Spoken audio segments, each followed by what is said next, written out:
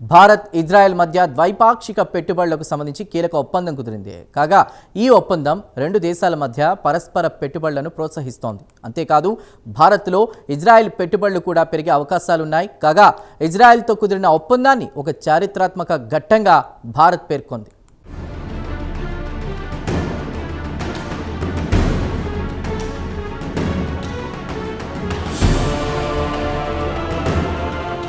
Bharat Israel మధ్య తాజాగా పెట్టుబడులకు సంబంధించిన ఒక ఒప్పందం కుదిరింది. ఈ ఒప్పందంపై భారత్ ఆర్థిక శాఖ మంత్రి నిర్మలా సీతారామన్ అలాగే ఇజ్రాయెల్ ఆర్థిక మంత్రి బెజ్లెల్ స్మోట్రిచ్ సంతకాలు చేశారు. కాగా ఈ ఒప్పందం రెండు దేశాల మధ్య పరస్పర పెట్టుబడులను సులభతరం చేస్తోంది. ఈ ఒప్పందానికి ఒక ప్రత్యేకత ఉంది. భారత్ కొత్త పెట్టుబడి ఒప్పందాల నమూనాకు అనుగుణంగా ఈ ఒప్పందాన్ని రూపొందించారు.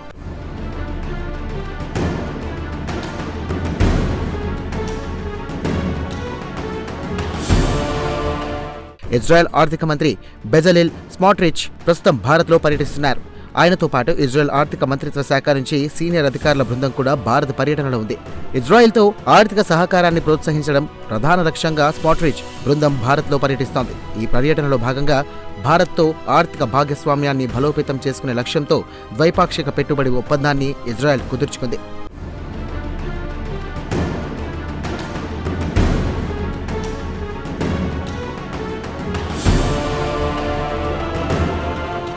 తాజాగా కుదుర్చుకున్న ఒప్పందం మేరకు ఇజ్రాయెల్ పెట్టుబడిదారులకు లోకల్ రెమెడీస్ ఎగ్జంప్షన్ సమయాన్ని 5 ఏళ్ల నుంచి 3 ఏళ్లకు భారత్ తగ్గించింది. లోకల్ రెమెడీస్ ఎగ్జంప్షన్ అంటే ఏమిటో చూద్దాం. ఏదైనా పెట్టుబడులకు సంబంధించిన సమస్య తలెత్తితే అంతర్జాతీయ న్యాయస్థానానికి వెళ్లడానికి ముందుగా ఆతిథ్య దేశంలోనే పరిష్కరించుకోవాల్సి ఉంటుంది. ఇక్కడ ఆతిథ్య దేశం అంటే భారత్ అన్నమాట. కాగా గతంలో ఇదే తరహా నిబంధన యునైటెడ్ అరబ్ ఎమిరేట్స్తో కుదుర్చుకున్న ఒప్పందంలో కూడా భారత్ పొందుపరిచింది. కాగా ఇజ్రాయెల్తో కుదుర్చుకున్న ద్వైపాక్షిక ఒప్పందం కారణంగా పెట్టుబడులు పెరుగుతాయని భారత ఆర్థిక మంత్రిత్వ శాఖ పేర్కొంది. అలాగే రెండు దేశాల మధ్య వాణిజ్యం కూడా పెరిగే అవకాశాలున్నాయని వెల్లడించింది. కాగా ప్రస్తుతం భారత్ ఇజ్రాయెల్ మధ్య ద్వైపాక్షిక పెట్టుబడులు $800 మిలియన్ ఉన్నాయి. అయితే రానున్న రోజుల్లో ఇది మరింత పెరగడానికి ఒప్పందం దోహదం చేస్తోందని ఆర్థిక మంత్రిత్వ శాఖ వెల్లడించింది. తద్వారా రెండు దేశాల ఆర్థిక వ్యవస్థలకు కూడా మేలు జరుగుతోందని భారత ఆర్థిక మంత్రిత్వ శాఖ పేర్కొంది.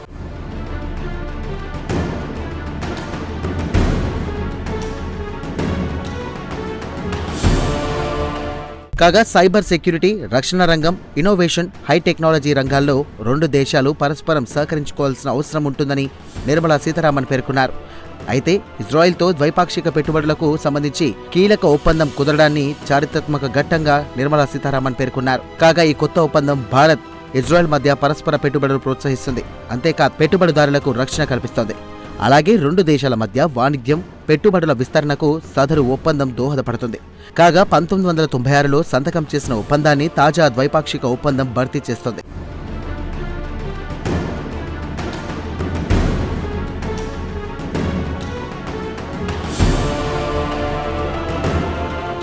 ఇదిలా ఉంటే 2000 ఏప్రిల్ నుంచి 2025 జూన్ మధ్య భారత్కు ఇజ్రాయెల్ నుంచి $337.77 మిలియన్ మేరకు విదేశీ ప్రత్యక్ష పెట్టుబడులు వచ్చాయి. రెండు దేశాలు స్వేచ్ఛాయుత వాణిజ్య ఒప్పందంపై చర్చలు జరుపుతున్న తరుణంలో ఈ ద్వైపాక్షిక పెట్టుబడులు ఒప్పందం కుదరడం ఒక విశేషం. కాగా తాజా ఒప్పందం ఇజ్రాయెల్ ఎగుమతిదారులకు మెరుగైన ఆర్థిక అవకాశాలను కల్పిస్తుందంటున్నారు ఆర్థిక రంగ నిపుణులు.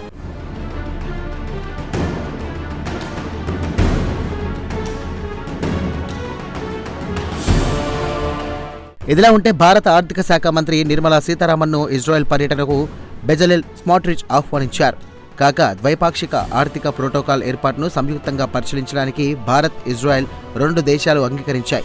కాగా భారత్లో ఆర్థిక మంత్రిత్వ శాఖ ప్రాతినిధ్యాన్ని ప్రారంభించే అవకాశాన్ని పరిశీలిస్తామని ఆర్థిక మంత్రి నిర్మలా సీతారామన్ పేర్కొన్నారు. మార్కెట్ వాటాదారులతో సంబంధాలు బలోపేతం చేసుకోవడం, అలాగే ఉమ్మడి ఆర్థిక ప్రాజెక్టులను ప్రోత్సహించడాన్ని భారత్ లక్ష్యంగా పెట్టుకున్నట్లు నిర్మలా సీతారామన్ వెల్లడించారు.